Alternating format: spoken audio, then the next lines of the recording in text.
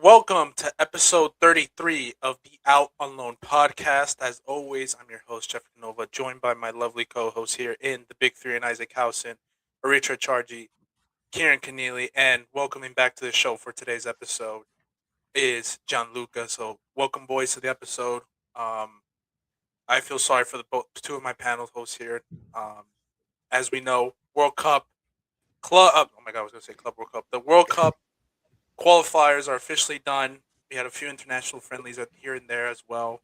But as you may know, the six missing spots for the World Cup are officially done. So I believe we have the 48 teams ready to go, prepared as we prepare 70 days until the World Cup starts here in the U.S., Mexico, and Canada. As always, before we get going, shout out to Robin Stone. Robin Stone, and always on follow our social medias as well. But man, bro, we I look back on our if we all look back to our predictions and stuff like that for this thing, it was awful. That was probably the worst one. A lot of it, I know it was sentimental. I I'll take know. 3 for 6.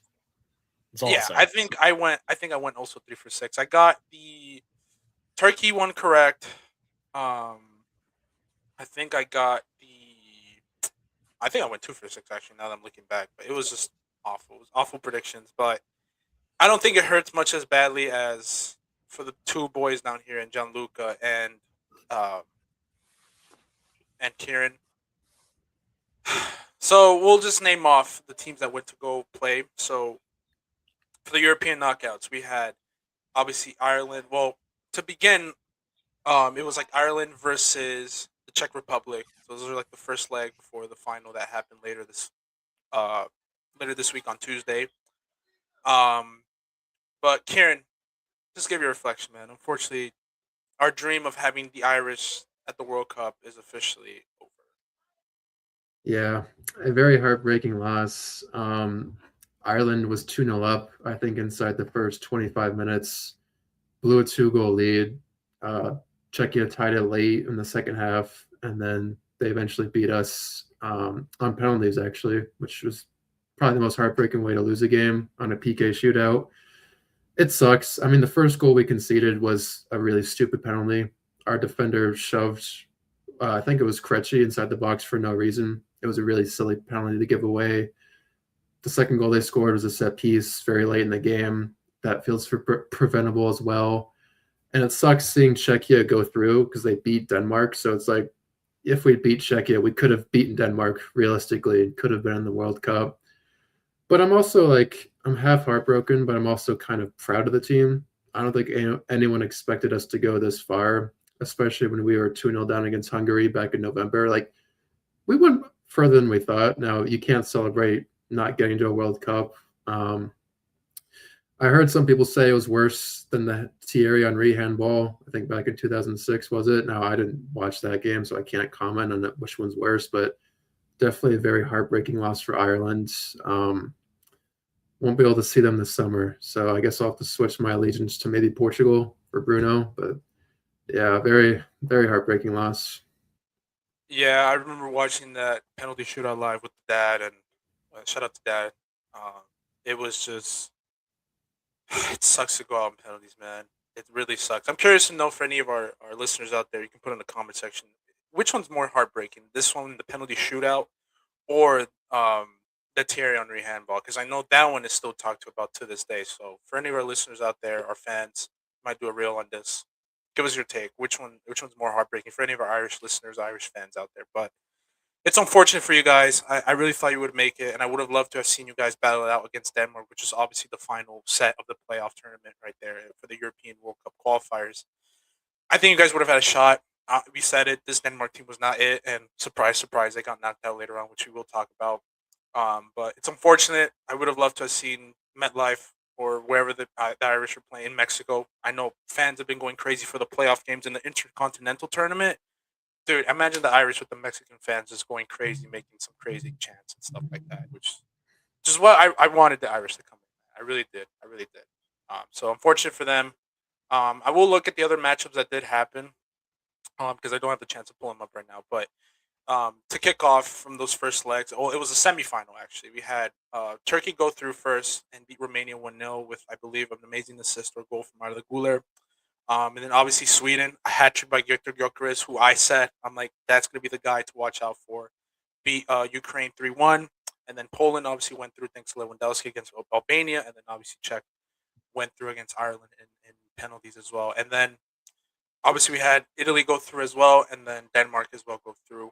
Italy with a 2-0 result over Northern Ireland, and then Denmark with a 4-0 win over North Macedonia. So the stage was set up for the final 4 games, which we were all in our seats watching, mainly for a guy right here, Gianluca, with Italy going up against Bosnia, Sweden against Poland, which is one I wish I got to see only because of how crazy the whole game was going back and forth. Obviously, we saw the Czech versus Denmark matchup as well with the penalty shootout that went on, and then obviously Turkey and Kosovo. So, John, I give you the stage, brother. We've talked about that on this show. We criticized everything from Italy, from the federation, from their teams, from their academies, from their transfer policies. And I don't even think there's much to say because everything that we said in that episode just went on to transpire later on. Like seriously, everything that we called and we said happened. But give your take, man. What was your like? What were you doing, man? What did you do? Did you throw something? Did you just cry and like just? I, Did you do the Bad Joe stand in your room? You seen those memes where Bad Joe's just I standing in your room? so I was at work, so luckily, not luckily. Well, yeah, actually, guess luckily for my room's sake that nothing was broken. I was just at work, just angry as ever, just like slouched down in my chair like this, basically watching the game, watching everything happen. I'm like, when is this gonna end? Like, why is this happening every single year? So I mean, it's like what 3 straight. This is gonna be 3 straight misses for them, which is just it's crazy. I mean, some people were tweeting. It's like there's a generation of people who've never seen Italian soccer in the World Cup. There's so many generations of kids in Italy who've never seen it. And I think we were talking about it last time, like the Italian rugby team is about to overcome the Italian soccer team at this point, dude. Like it's just what we can start with is like the president and the FIGC just being a total complete, just they don't really care about developing young players. The same guy's been here for 3 straight World Cups and they haven't done anything. They haven't changed him. He was actually just reelected in 2025, which is just insane. But I mean, the game was nuts because I mean, Bastoni, the reason we're playing 3 in the back really is the guy who ruined the game for us. We stay in a 3-man defense, and it's just like teams now know how to beat that, especially with like players like on our team who aren't really that technically gifted. They're just like, let's sit back. And when you have 10 players and you're just sitting back 10 players for what 70 80 minutes and in full time and then plus extra time, you're not going to really get results. I mean the red card, you can't blame on the FIGC for that, but it's players. It's just like these guys aren't it anymore. They think that they're still in the BBC era where they can play 3 in the back, and it's just not that anymore. Yeah, I mean, no, definitely. I think with the one player I'm really disappointed with is Bastoni. I mean, I feel so. I know you're not an Inter fan, you're a Juve fan, but I feel so sorry for Inter fans, man. Italian Inter fans. They had to go see their team pull off like the greatest like comeback or miracle, one of the greatest, I should say, against um, Inter Milan. I'm sorry, against Barcelona last year, and then literally like a few weeks later, they get smoked out by PSG in the final. They let go of Inzaghi, probably their greatest manager, and then you go on to just stink the bed throughout the rest of the season. And then your best player, one of your few players to miss the penalty shootout, and then obviously Bastoni with that stupid red card. Y'all are messed up for that whole Araujo thing, guys. Y'all are funny. To the people who make those memes, y'all are messed up, man. Because I know Bastoni is like a Barca transfer target and stuff like that. But it's just embarrassing how he let that. Just how do you make a mistake like that? Like, come on, man. You have Donnarumma, obviously the greatest keeper right there at the time. Like, why would you go in for a reckless challenge like that? And like you said, you're already up 1-0.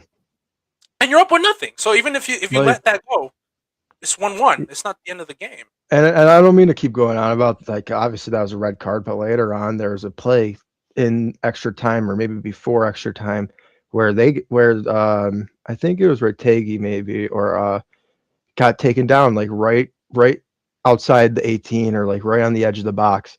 And it was kind of like the same situation. There was a player to the side of them, which I get that they don't give the red card for, but I feel like it was similar play where it's like you got to give a red card for that too if you're going to give one for Bastoni early on.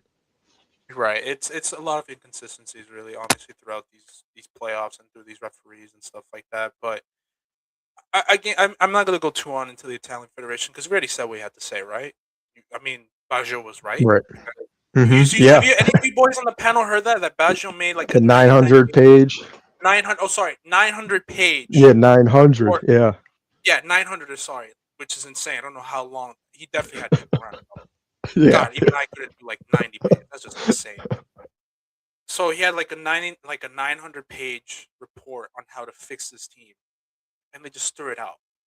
Man, Baggio must be like, I know, heartbroken, obviously, but like also like, you fool. Like he must, like, his ego might be up a little bit after this. Like this is 3 years now. This is just an embarrassment, man. Like I think someone said it best. Like this is like one of the top nations historically ever. This is like the Brazil of Europe. That's what I've heard someone say. This is the Brazil of European. Like how many World Cups? Like 2 to 3.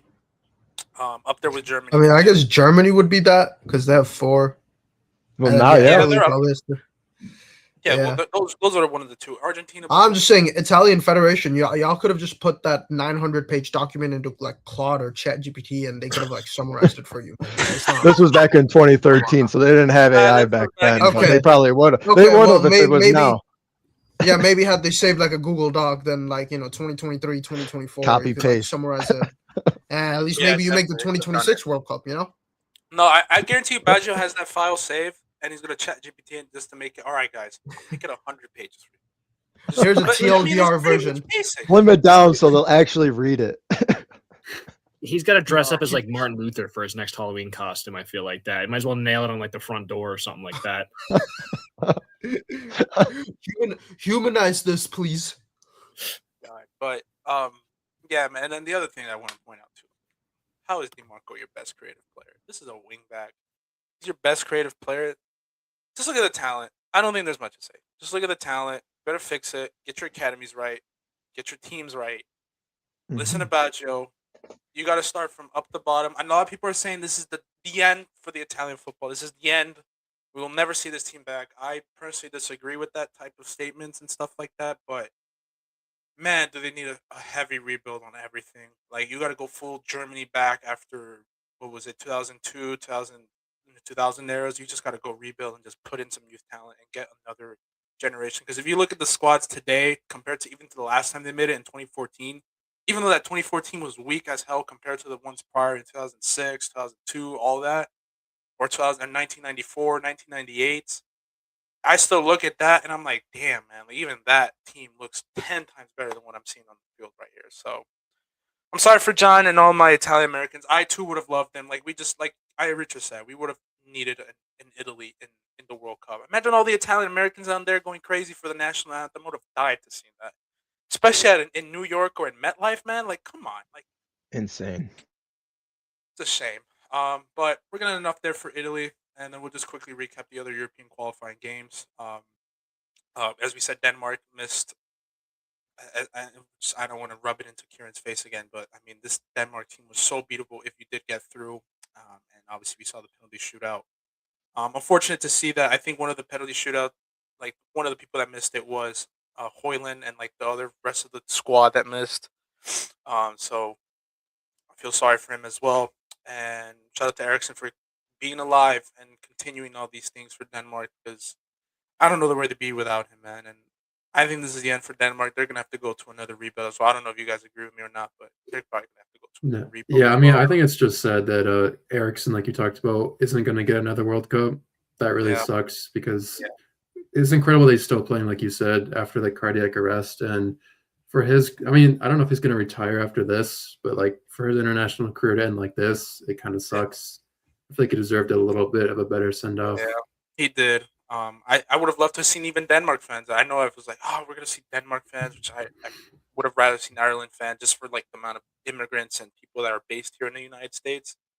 But what can you do, man? Like, it is what it is. We're gonna see some Czech fans, but and then we sound this like we're that energy when we're praising these teams and stuff like that. But shout out to the teams who qualified. Like first of all, like shout out to them. I imagine they're gonna bring a positive environment. I don't want to sound like I just don't want to see them.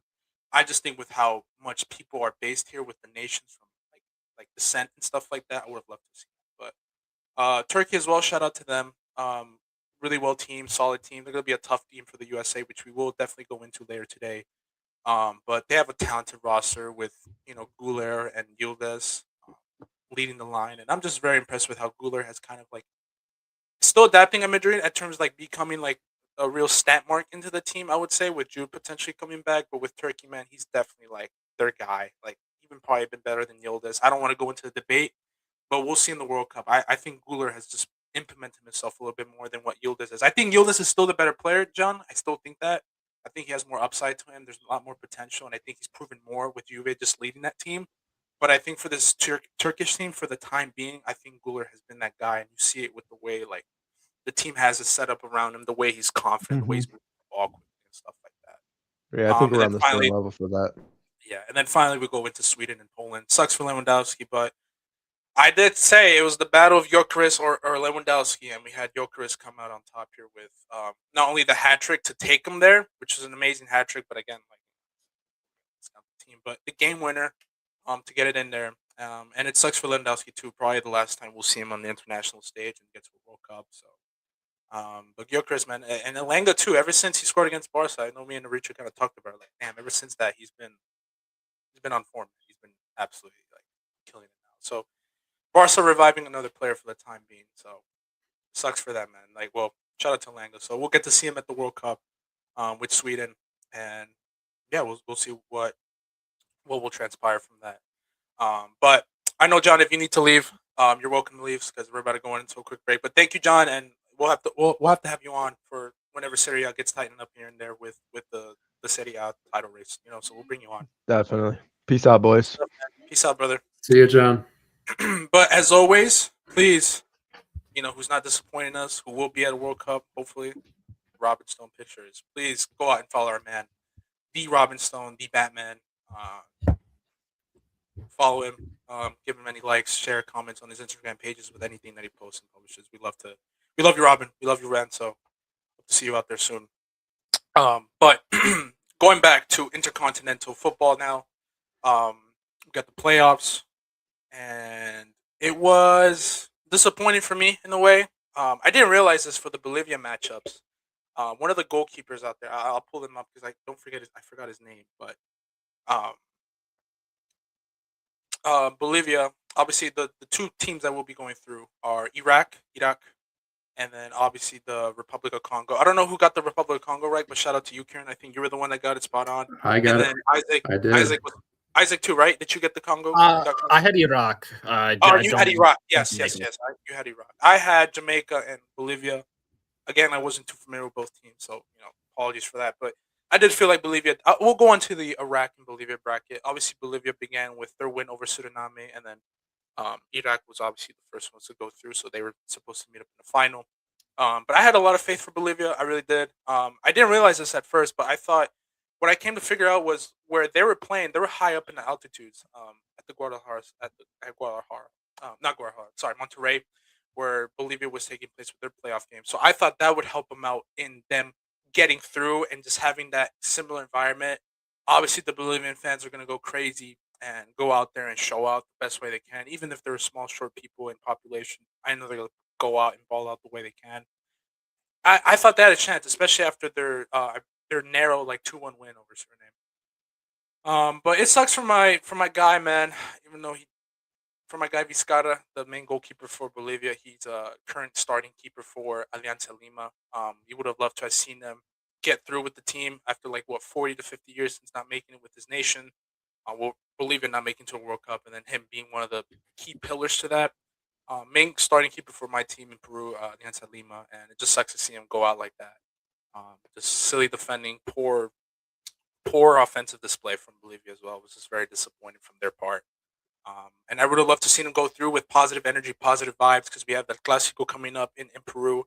So I would have loved to see him go to the World Cup, celebrate for like 2 to 3 days, and then he comes in and boom, he's ready to go in the Clásico. But now he's sucks to see the images of him crying out there.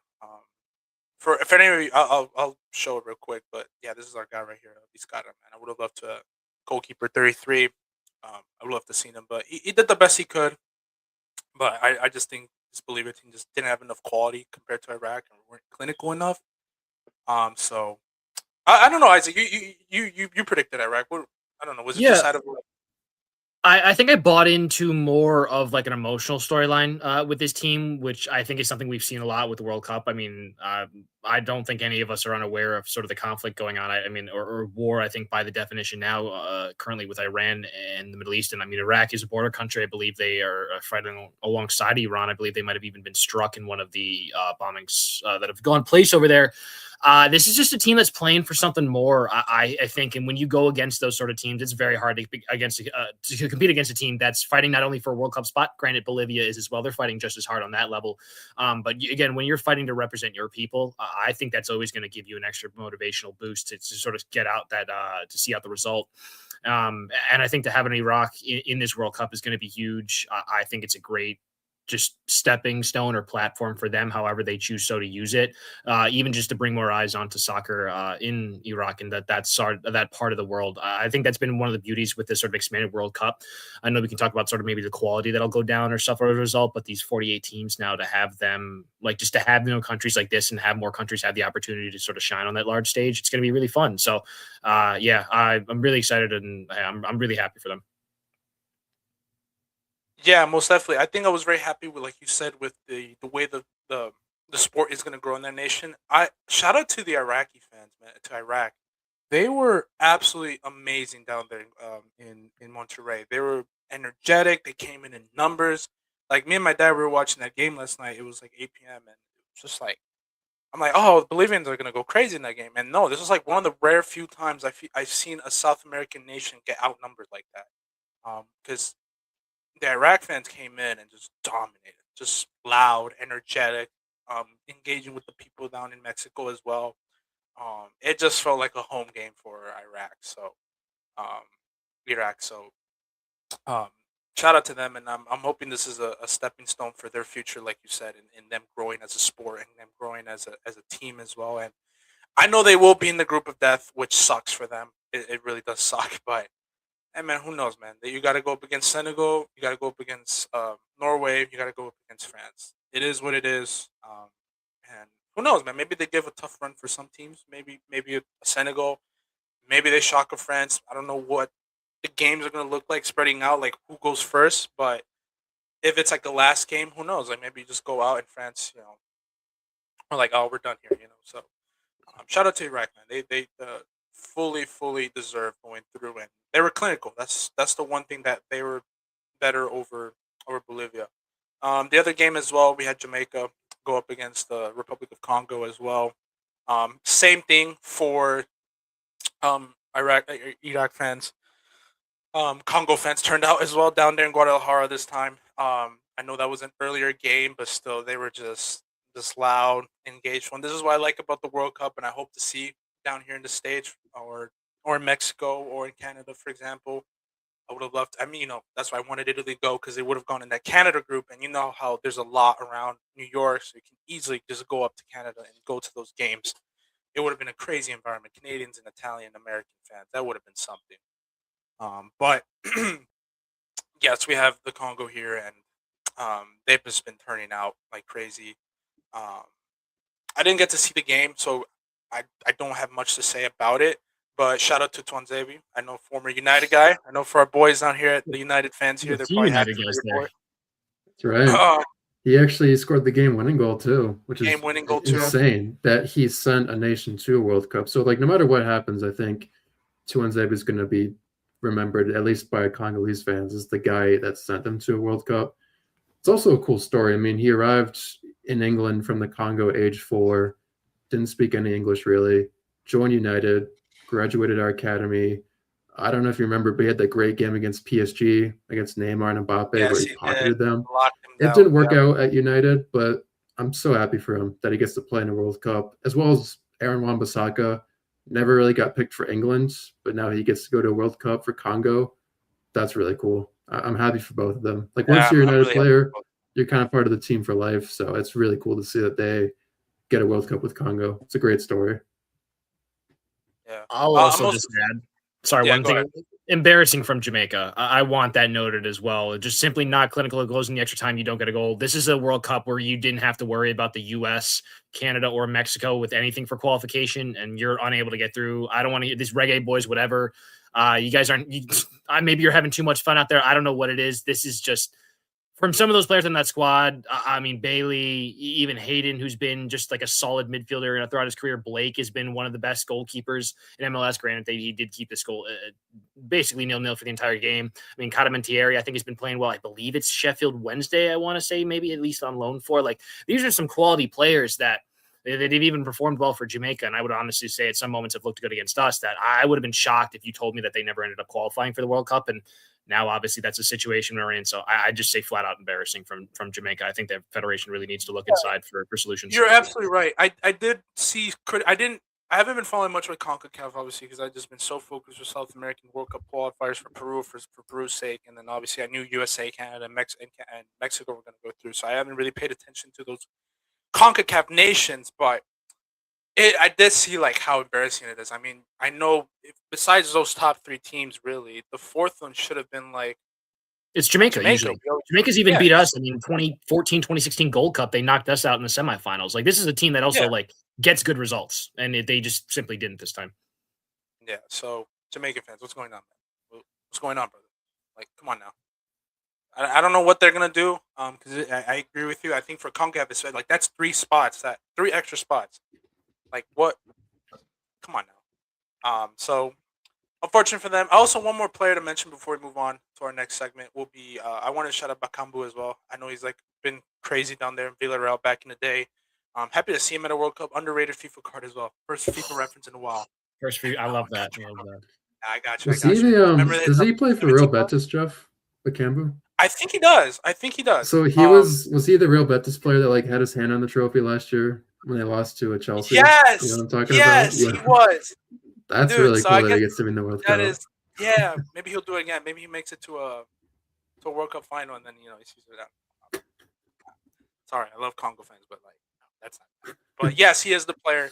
The iconic meme of him looking at the trophy. Oh, that's such an iconic meme. That's one of my favorite ones. I'm excited to see what type of memes are going to produce out of the World Cup this time. We usually make fun of like the Mbappe one, the Messi one. Obviously, the Baggio's another one where he's just the man who died standing. That's the iconic one. What's the other one? The Colombian dances and stuff like that. So I'm curious to see like what's another one. We're talking about memes here. I'm very curious to see who's going to be the next one. I wish there was like bets. Like who's gonna do another meme? Like who's gonna recreate that? We got to also see which cameraman puts like that first woman that goes viral on screen. Was it the woman from Croatia at the last one? You know that happens every single time. Those cameramen are hunting. We've heard camera before. We know we've heard those control room voices. Yeah, we know what you're doing. We know we worked in TV production, so we know when we keep an eye out. Just saying. So I'm curious to see. There should be bets on that. I wonder what team they'll be. Shout out to Iraqi like fans. I mentioned Iraq, but like. I think that's my prediction. If they were to do a cameraman, watch out for them, bro. They got some very beautiful women. Very beautiful. Very beautiful. That's all I'm going to say. But before we go on to Isaac's, I imagine, rant on this USA team, I will say, please go out there, follow us obviously on YouTube, so any of our live viewers out there, thank you. On Instagram, TikTok, we will be posting back to content, going back to our regular schedule. I know it's been kind of empty these last few days, only because like we went on a crazy, just a little bit of a vacay real quick. Just life in itself. But please follow us. Hope to get content out there as well. And just do some more fun and engaging. And shout out to our fans out there. We've gotten up to I believe almost like we're about to reach, I think, 1,500 likes, which is crazy. So shout out to our TikTok fans out there. We love y'all. Thank you. Appreciate the likes, the follows, and everything. We're just trying to get to 50. We need one more. So anybody who's listening out there, man, please, one more follow. Just give us a follow. But Isaac, we are gonna go into obviously we know the playoffs now. Actually, let me pull up the group stage now that everything is now completed, just so that we can have our YouTube viewers out there and our listeners out there. I'm trying to find the right image just so that we can look at it real quick, since we have a little bit of time here. Um, no, Paramount, I don't want to really subscribe right now. I guess I could share my screen real quick. I just want to show pretty much the full table now. We have the full table ready to go. So I'm very curious to see what this will look like. Obviously, we won't make our predictions just yet, only because again, a lot can change in the next coming days. Like a lot could change. We have injuries, obviously. We got the end of the season where we could have a few upsets here and there with a major player going out. I guess I'll pull it up on Instagram. So we have right here for Group A. Oh, can you guys see it? By the way, can you guys see it? Oh wait, going to another tab. It's kind of blurry on my end since it's so No, small. my apologies. My apologies out there. Hold up. I can stop my screen. That link was specifically to Instagram. I'm just saying. Yes. In case you want to be careful. Yeah, no, definitely. I'm being very careful. Don't worry. Let's see what you're. So we got right here. Hope you guys see it. Obviously, now we know who the teams are, but obviously we have Mexico, South Africa, Korea, and then we're gonna have the Czech Republic down here in Group A. Group B, we have Canada. We're also gonna have Bosnia, Qatar, and Switzerland. Then for Group C, we have Brazil, Morocco, Haiti, and Scotland. Group D is obviously going to be USA, Paraguay, Australia, and then obviously Turkey. So that's the group that I'm excited. Isaac will go on a little bit more into detail. Then we got Group E will be Germany, Curacao, Cote Ivory, Ecuador. Group F, Netherlands, Japan, Sweden, and Tunisia, which is going to be an interesting matchup now with Japan, Netherlands, and Sweden. I think those are going to be that's another like mini group of death in my opinion. Group G with Belgium, Egypt, Iran, and New Zealand. Group H with Spain, Capo Verde, Saudi Arabia, and Uruguay. Shout out to Uruguay. I won't talk about them too much, but they've been absolutely okay in these last few playoff games, especially with the group that will be with Spain. So I think they will fall into second spot. Obviously, the group of death here in this World Cup will be France, Senegal, Iraq, and then Norway. Group J, Argentina, Algeria, Austria, and Jordan. One of the easiest groups I think I've ever seen in the World Cup tournament. Group K with Portugal, the Republic of Congo, Uzbekistan, and Colombia. So that's going to be another interesting one as well. And then obviously Group L with England, Croatia, Ghana, and Panama. So interesting groups. I think the one that I'm really excited for is probably for us, honestly, because Turkey and USA and then Paraguay in it. That's a little bit of that's going to be a challenging game, but I'm really curious to see how we'll look against Turkey, because that's going to be, I think, one of our tougher opponents that we will be going up against. But besides, obviously, the playoffs, and we know the playoffs are done. We have the 48 teams now, so congratulations to all those 48 teams that got in there. We do also have the friendlies that happened, because we did have a few friendlies here and there.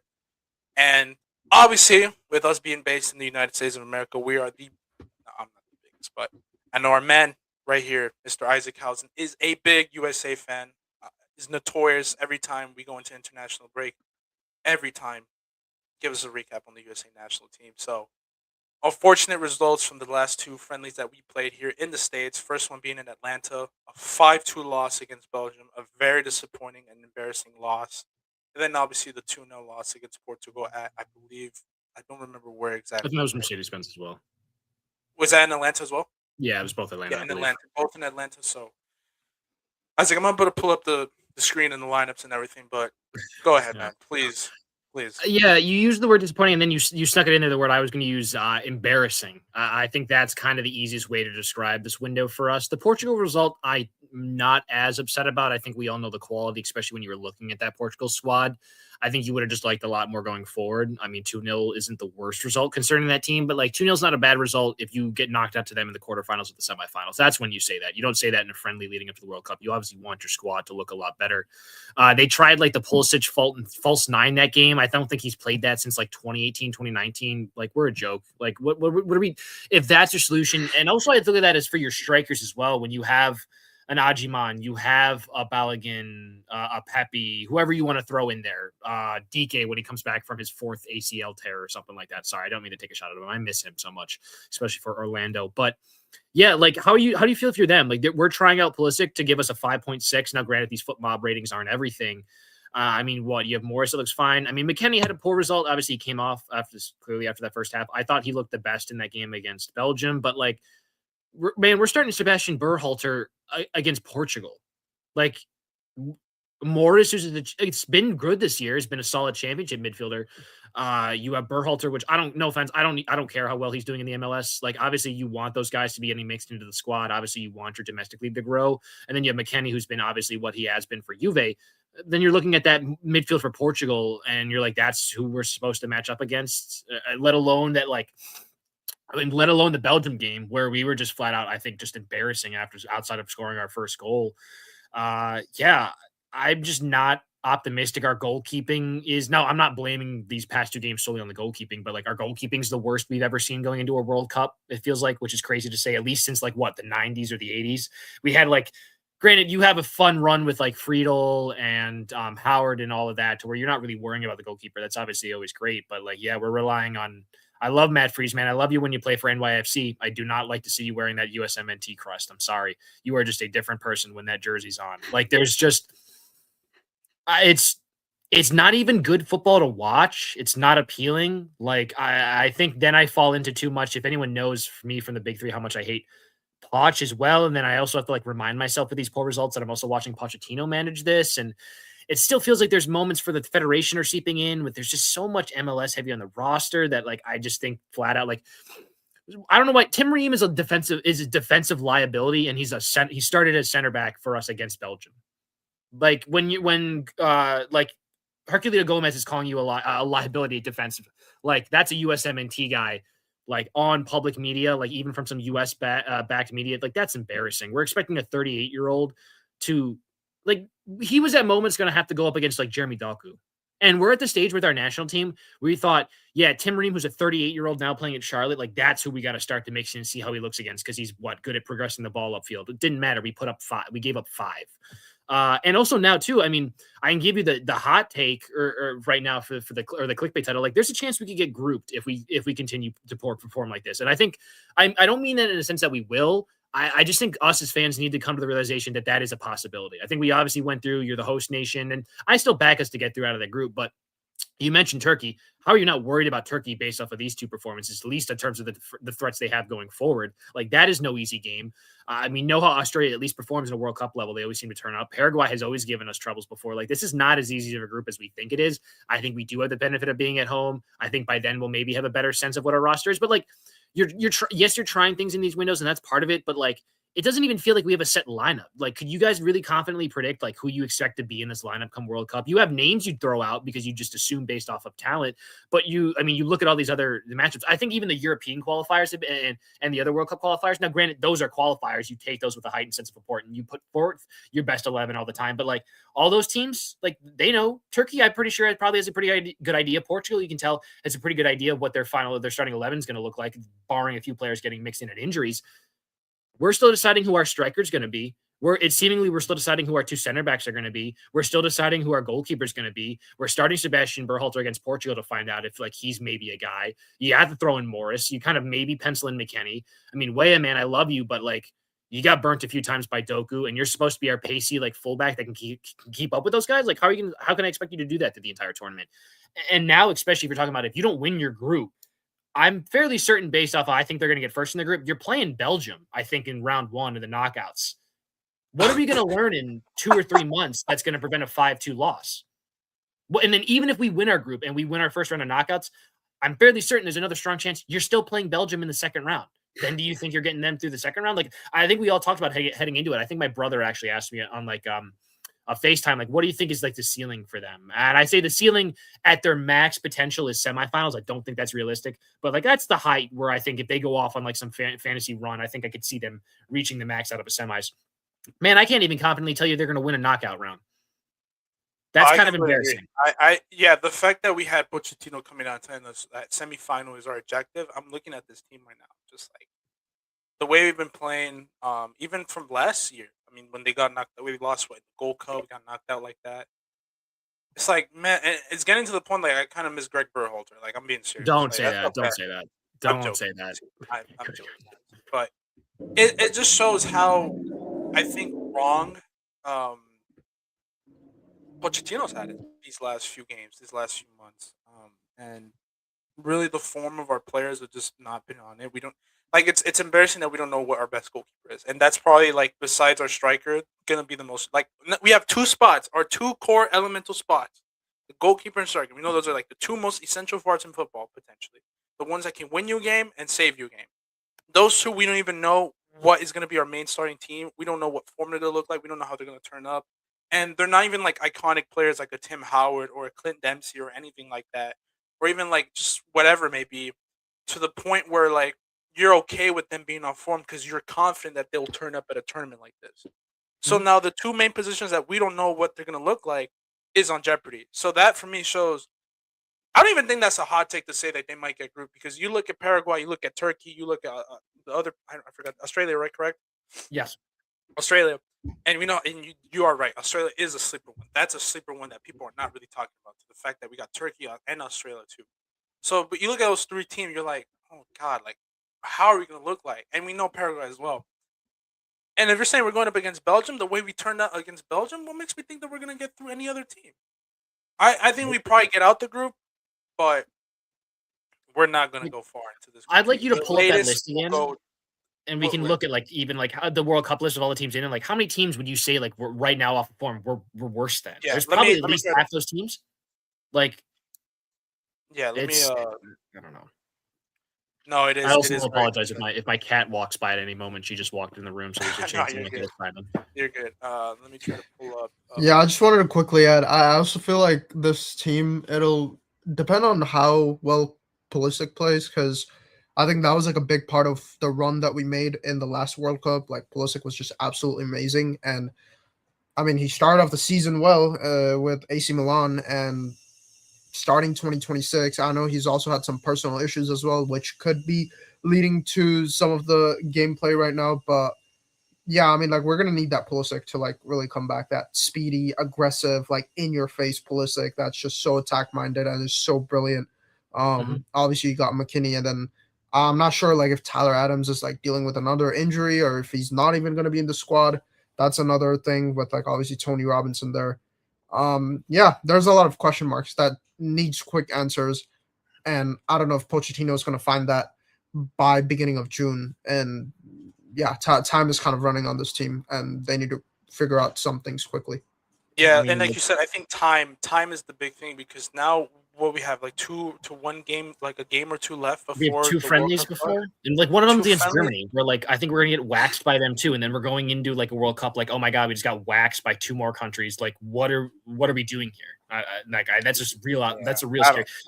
Look at it. I mean, like, I don't know, Ivory Coast, Ecuador, Spain, or Uruguay, Belgium, France, Senegal, probably even Norway, the Netherlands, Japan, England, Portugal, Argentina. Like, there's so many teams there that I'm like confident in saying that they're going to perform better than us. Like, even Mexico. Mexico always has outperformed us on World Cup levels. Canada has more recent success than us, like all that sort of stuff. Like, and that's crazy. You know how much of like I've said I've hated those teams, and now I'm out here giving them credit for that. Like, I'm just so worried about what this is going to look like, and I don't know which team's going to show up. And I think Reacher correctly pointed out, breakup Pulisic, like post breakup Pulisic, has not been the same person, and it's just been flat out. I think they're also relying on him to be more creative as well, which is fine. He's capable of it, but like that's what you have a Malik Tillman for in that squad. Like you have these other guys. Granted, some of them also haven't been performing. You'd like more creativity out of Tillman. You'd like more clinicalness out of your striker. So I get there's some other stuff mixed with that, but like we know the talent. I mean, even Pepe just made what, like a $30 or $40 million move to Fulham.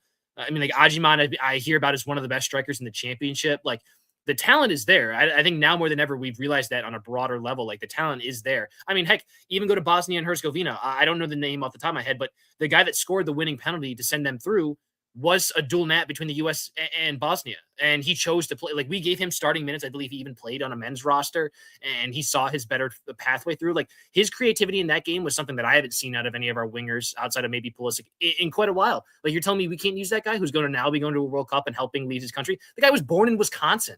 Like there's that sort of stuff now where like we're losing that. Jokingly, I will say what I do miss about Berhalter is a bit of the dual mats. Like, granted, he turned it down. I don't think he should have turned it down based on stuff like Banks. He's a starting center back for Augsburg right now in the Bundesliga at like 18, 19 years of age. But we got to see with this 38-year-old who we've watched like 18 plus years of. No, mix in the youth. You're gonna look at all the other teams that have great success by mixing in their youth players and giving them a feel and getting them like comfortable in that. Like, that's what we should be doing, not throwing away like just games to like 38-year-olds where their limitations, man. Like it's upsetting. Even like the play style of at least these past two games is very concerning. Like, it's almost like borderline. How do we play? Like, we said this under Berhalter. What is the identity? And you can honestly say the same thing right now. I know under Poch, it's like they want more intensity. He wants more pressing, and there was better pressing against Portugal, but largely it still felt like relying on individual performances. It still felt like watching 11 individuals instead of one team. I know it's a cliche, but it's like it still doesn't feel like there's a proper team here. And we're relying on players like Pulisic and who else who haven't been great. So you're relying on superstars who have been spotty. I mean, I don't know. It's killed a lot of hope for me.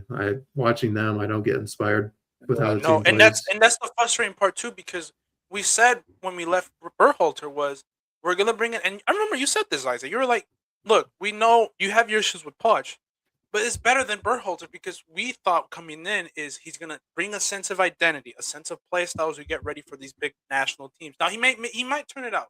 Maybe he does something in the next few months where like he figures it out. He knows the team. He's like, okay. I know what I have to say. I know what players I have to put in. I know this player, and maybe I put the trust in my players to turn out in the next few games. Because again, maybe he's a great man manager as well, which is one of the biggest things that he was at Tottenham. But what we thought coming in was, okay, we're going to have a sense of identity. We're going to figure something out. We're going to do this. We're going to do that. And then, but we haven't been able to that. And that's really the most frustrating part. We don't have an identity. And we've been saying this now for like the last 4 to 5 years. And I know we've won things, but we've won things. And that's what I've kind of been like, damn, I kind of missed that with Bro. We won things. Now we're not even winning things. We're not. We're not even going up against these teams, and we're putting out a good team. And and now maybe it might be unlucky with like the way the players' form has been. Post breakup, Pulisic, sorry to you, man. I know that feeling. Like it's just stuff like that where it's like, man, bro, like how are we like? It's really concerning, and it has dropped my mood. But who knows? We still have a few months. Players can pick it up, and we'll see what Germany do. But we have your one final thought, Isaac. Yeah, one final thing, actually, to Kieran and both your points. Like, what worries me also as well is that I'm hearing how close this team is. Like, it seems like Pochettino has brought that manager type vibe to it, where like these players are bought in and they do care about each other seemingly more than ever, and they love the locker room chemistry and all that. Okay, then like, how is this the performance we're getting? That scares me now. If you guys are closer than those Berhalter years, if you're more of a team, if you fight harder, and you're giving out a worse product, like one that makes me question Poch, and then like two that makes me really question the entire team. With like, if this is how it was before, maybe you need to go back to something, and that's saying something. Yeah, definitely. I completely agree with you, man. It says a lot, but he has what is it like 70, 60 days left before he gets his figure out soon because it's time's crunching up with these teams now. So I also better not hear any more rumors of you taking a manager job, because if I hear one more club manager link, what rumor? Didn't I hear like Tottenham? There was a rumor where he was going back. Like I think I've even heard how he's interviewed for some jobs or stuff like that. Where I'm like, if that's the case, like you need to go, man. Like there's only one priority you should have right now. Yeah, he's not going to Tottenham. You don't have to worry about that anymore. Oh yeah, so I did forget to mention that. Shout out to Tottenham. I think we'll talk about it a little bit more on Sunday, but obviously the Zerbi's now the Tottenham manager. We'll see how they figure this stuff up. Yeah, we'll see how they figure stuff out. But I did forget to mention that too. That was kind of one of the breaking news that did happen throughout earlier this week. But we're gonna close it off there with the USA, and then we're just gonna quickly end it off too with kind of like the other teams that have been playing as well, because they did have their friendlies. So I guess we'll just go through with the table right here as I have. Really quickly. I'll just spam through. Mexico was very impressed with their two results. I know they lost against.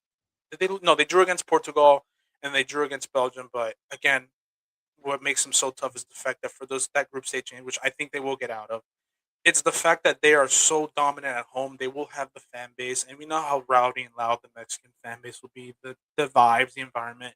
I think they will get out. They won't play their best, but they've been decent enough to I think they're gonna get out of the group, especially when you're drawing against Belgium, who obviously smoked the living out of the US 5-2, and then you picked up a decent draw and defensive display against a Portugal team with Bruno, Vitinha, and João Neves. So Shout out to them as well. South Africa, Korea too. There'll be a tough one in there, and I think Jesus, I'm blanking on who's the team that made it in there as well. Czech Republic.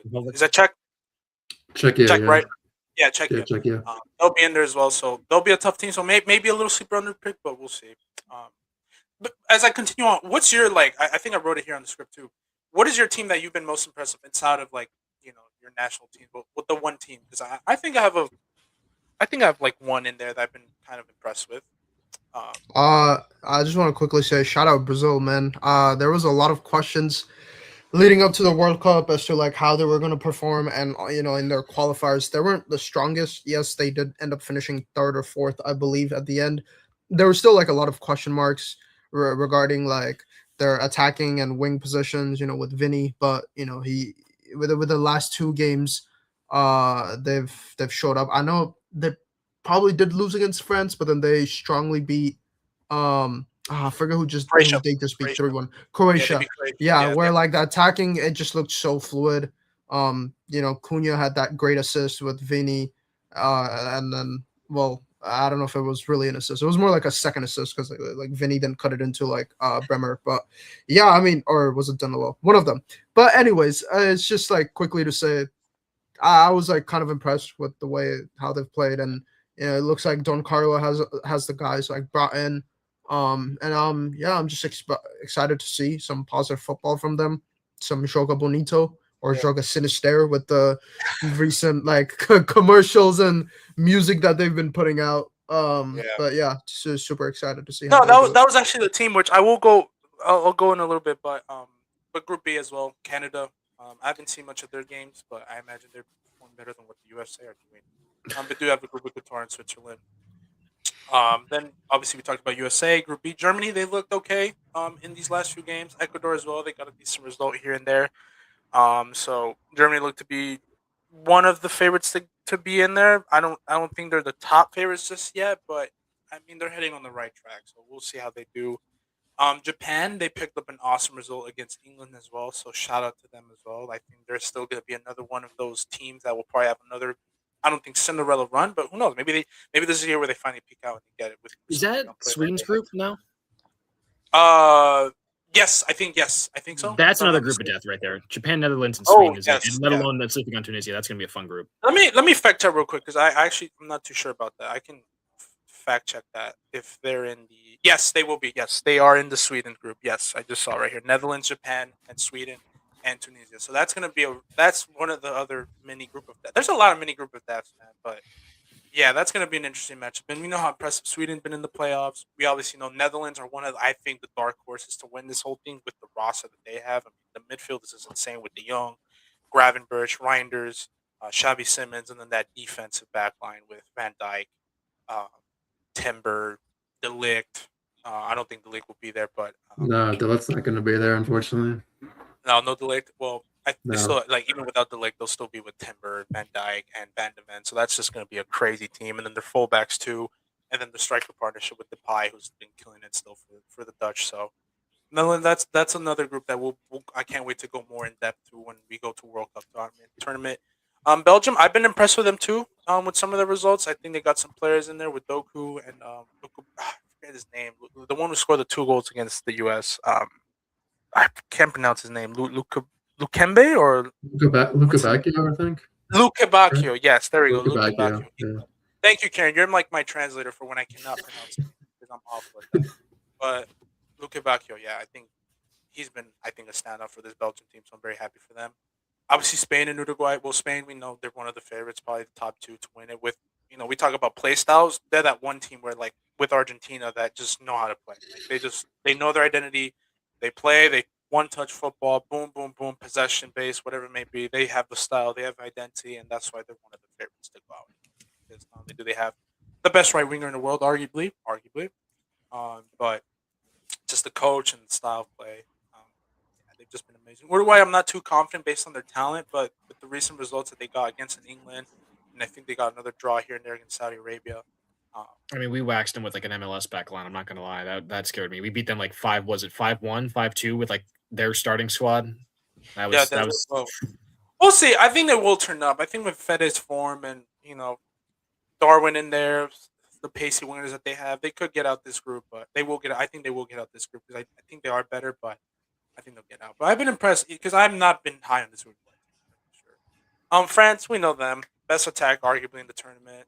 They've been amazing. The question marks that we will kind of debate on because we don't have time will be that front line. So we're very curious to see what their front line will look like because there's debates about whether Dembele will get in there, whether Mbappe should start, Lise at 10, Shirky at 10, Dembele at striker, or Ekatike as a left winger. It's just a whole a healthy mess that I think they can figure out, and I think they're getting there, but that's for another day. And then Senegal too. I know they beat Peru like what was it 2-0 in one of our friendlies as well. Norway, and we know Iraq is going to be in there as well. So obviously the group of death, and I'm excited to be watching as well. Argentina, I know they haven't played anybody big yet, but they've been amazing and with the players that they've played against and stuff like that. And Messi's just been on form as well, which is just he's ramping up, man. He's ramping up, but I don't know how far they'll get there. But again, behind Spain, the second best team in terms of like how they're tactically set up and how they play as well. They're just a unit. They're a team, and they might not have the best talented players in the world or the most informed, but they've just been on it. Portugal, we kind of went on them as well. I know they're big in their midfield, their defense, and obviously the attack as well. Um, Again, we'll see how Ronaldo will turn up because obviously there's still question marks on the striker spot with how poor their strikers have been. But we'll see how Ronaldo turns up. That again, that will be more for World Cup analysis later on. But I think the biggest loser has been England. You guys stink, man. And I don't know England. I just figure it out. That's all I got to say. Just figure it out before it's too late, man. Because Foden has been on it. Palmer had a stinker game against Japan. Just a lot of players are missing too. Kane wasn't there, so maybe that's the other thing. But it's just more. I So will say though, Rashford was dazzling, man. He was dazzling. he should be starting. I think he will be starting. He 100% should be. And I think he should Barcelona, be starting. I'm waiting for that 30 million, man. I swear to God, if you guys ask for another Well, loan, he has bro, his like you guys chance. should be Well, he has his deleted. chance. Well, he has his chance with the recent injury of Rafinha being out now for like almost the next month. Oh yeah, that is true. He has his Yep. chance to see what I think this is Marcus Rashford's chance. I didn't get to talk about this, but Rafinha being out for a month, this is Marcus Rashford's spot. If you do not turn this up, you're gone, buddy. Like you're gone. Like I don't know whether another big team will take you or not, but you need to step up. It's World Cup year. He'll be chilling. He'll be banging in chilling. That's another your 5, prediction? 10, He'll be 20 chilling? goals. Of course, man. He's That's what the you say. GOAT. Yeah. All right, man. Come on That's now. what you say. All right, that's what you say. We'll see. We'll see. I think he will. I'm confident with his abilities and stuff like that.